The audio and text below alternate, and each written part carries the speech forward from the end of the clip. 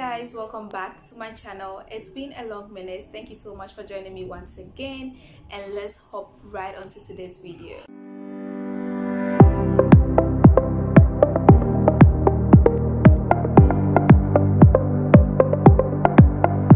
Today's video is inspired by one of my favorite YouTubers to watch in terms of professional and personal development, and in one of her videos she made mention of this book, which is an amazing book. If you are a real OG on this channel, you know I have said here that I'm not too much of a reader.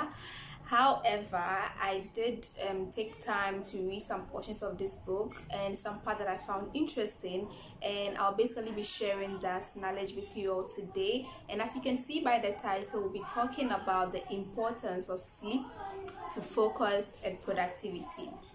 Now, this book makes use of latest brain science to demonstrate how people excel, and also to help us, the readers, to learn how to gain a mastery over the way we manage our time, organize our workplaces, our homes, etc. How important is sleep actually to our productivity?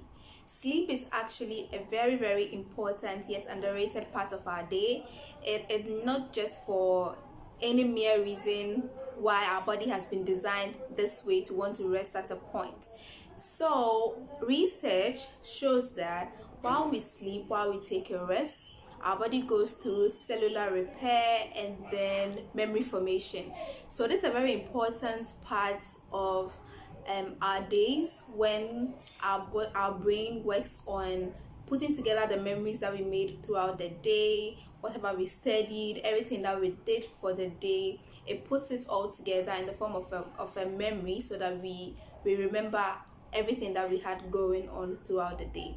Also, it is very important that every adult gets about 8 to 10 hours of sleep every single day. Making sure you sleep and having the right amount of hours of sleep is actually very important to ensure focus the next day.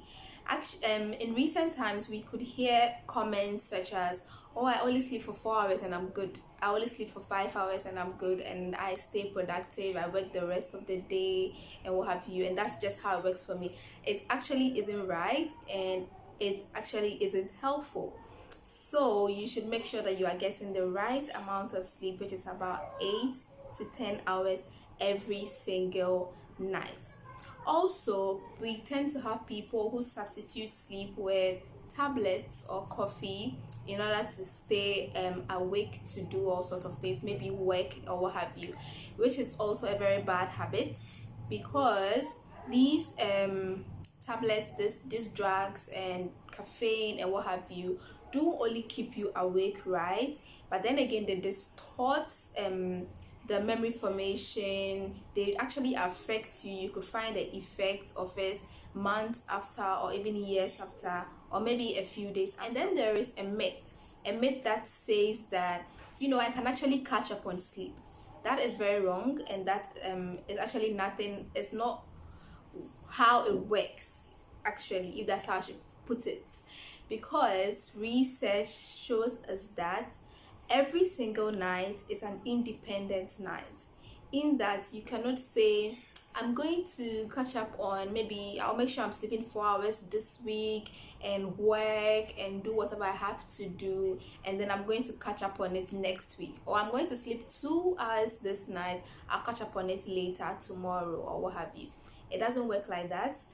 It's basically just distorts your cellular repair, memory formation, what have you, from that day. And yes, like I've been saying, it's going to affect you days after, months after, and you know, maybe years. So it's just important to make sure you are sticking to your routine, getting as much rest as possible, because it's actually a very essential part of keeping you productive the next day and helping you to achieve whatever it is that you want to achieve. Now, there's a very interesting sleep-waking pattern that is discussed in this book, which is called the bimodal sleeping or the segmented sleeping.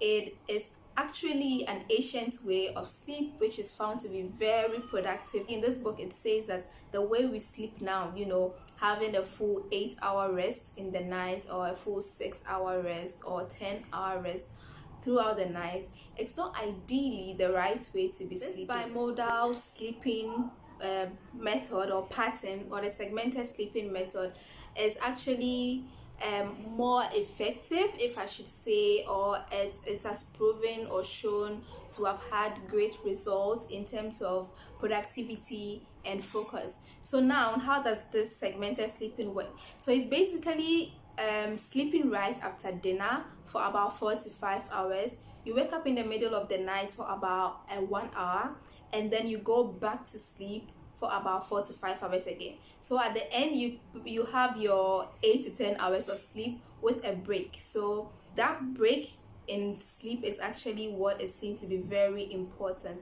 And just to chip in here, if you're Muslim or if you're not, just want to say that you might know that, or you might not know, you might be hearing for the first time that it's true that this was practiced in the ancient times, because our Prophet Muhammad, peace be upon him, was actually making use of this sleep pattern.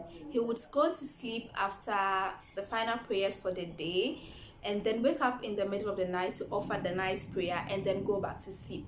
So that I found very interesting when I read this book, and I think that we can try to maybe try to adopt this kind of sleeping pattern and see, just see how it makes. Last area I'd like to talk about is napping, which has become a very, very important also norm, and especially very essential to productivity also, and it's been accepted more and more in the corporate world and what have you. It's very important that as you work throughout the day, you get a few minutes of napping time. So in this book, we are advised that napping is not 1 hour or 2 hours, the 1 hour or 2 hour sleep we have. No, it's actually just like a legit 10 minutes to say 20 minutes of good resting. It just gives you refocus, and it's proven to be very effective in corporate world.